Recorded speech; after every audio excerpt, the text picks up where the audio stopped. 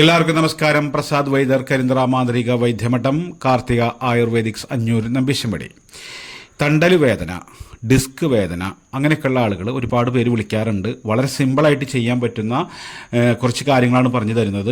അപ്പോൾ എന്താണെന്ന് വെച്ചാൽ, നമുക്ക് കഴുത്തിൻ്റെ അവിടുന്ന് മൂണല് വരെയുള്ള ഭാഗത്ത് തണ്ടലിൻ്റെ അവിടുത്തെ ഡിസ്ക് ഒക്കെ ഇങ്ങനെ ബൾജ് ചെയ്തിട്ടോ അല്ലെങ്കിൽ അതിൻ്റെ ഉള്ളിൽ നീർക്കെട്ടൊക്കെ ഉണ്ടെങ്കിൽ നമുക്ക് സിമ്പിളായിട്ട് ചെയ്യാൻ പറ്റുന്നതാണ്. നമുക്ക് നെറുകയിൽ തിരുമ്പുന്ന അല്ലെങ്കിൽ തലയിൽ തിരുമ്പുന്ന രാസ്നാദി പൊടി വാങ്ങുക. അത് നമ്മളെ വീട്ടിൽ ചില വീടുകളിലൊക്കെ ഉണ്ടായിരിക്കും. പക്ഷേ ഇല്ലെങ്കിൽ നമ്മളത് വാങ്ങിയതിന് ശേഷം നമ്മളെന്താണ്, അത് ചെറുനാരങ്ങ നീരിൽ ചാലിച്ചുകൊണ്ട് ഒന്ന് ചൂടാക്കിയിട്ട് ആ ചെറു ചൂടിൽ തന്നെ ആ വേദനയുള്ള ഭാഗത്ത് പുരട്ടിക്കഴിഞ്ഞാൽ നമുക്ക് വളരെ പെട്ടെന്ന് തന്നെ ആ ഡിസ്കിൻ്റെ അല്ലെങ്കിൽ എല്ലിൻ്റെ ഉള്ളിലുള്ള നീർക്കെട്ട് മാറും എന്നുള്ളതിൽ യാതൊരു സംശയമില്ല. പക്ഷേ ഇത് മുട്ടുവേദനയാണെങ്കിൽ അവിടെ പുരട്ടാം. എവിടെയാണ് നമുക്ക് എല്ലിനോട് ബന്ധപ്പെട്ടിട്ടുണ്ടാകുന്ന വേദനകൾക്കൊക്കെ ഇത് പുരട്ടാൻ പറ്റും എന്നുള്ളതാണ്.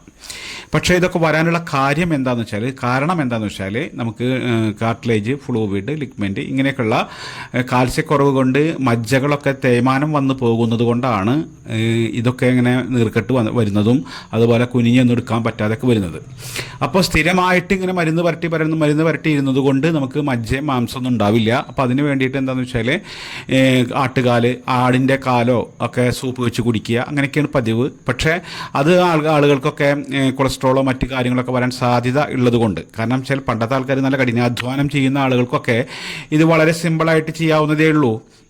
ചെയ്യുന്നൊരു കാര്യമാണ്. അവർക്ക് നന്നായി വർക്ക് ചെയ്യുന്നതുകൊണ്ട് നമുക്ക് കൊഴുപ്പും കാര്യങ്ങളൊന്നും ഉണ്ടാവില്ല. പോഷകത്തിൻ്റെ ഗുണം നമ്മുടെ ശരീരത്തിൽ പിടിക്കുകയും ചെയ്യും.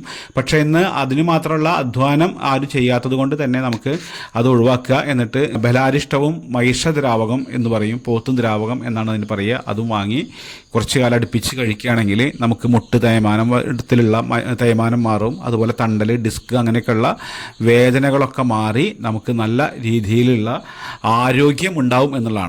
നമ്മൾ കഴിക്കുന്ന ഭക്ഷണത്തിൽ നിന്നൊന്നും വേണ്ടതായിട്ടുള്ള ഒരു തരത്തിലുള്ള കാൽസ്യങ്ങളും പോഷകങ്ങളൊന്നും നമുക്ക് കിട്ടാത്തത് വലിയൊരു കടമ്പയാണ്. അപ്പോൾ അതുകൊണ്ട് തന്നെ ഈ കൊഴുപ്പും ഫാറ്റൊക്കെ ഉണ്ടാവും. പക്ഷേ കാൽസ്യം, വിറ്റാമിൻസൊക്കെ കുറവുള്ളത് കൊണ്ടാണ് നമുക്കിങ്ങനെ ശാരീരികമായിട്ട് ഇങ്ങനെ കുട്ടികളൊക്കെ ബാധിക്കുന്നത്.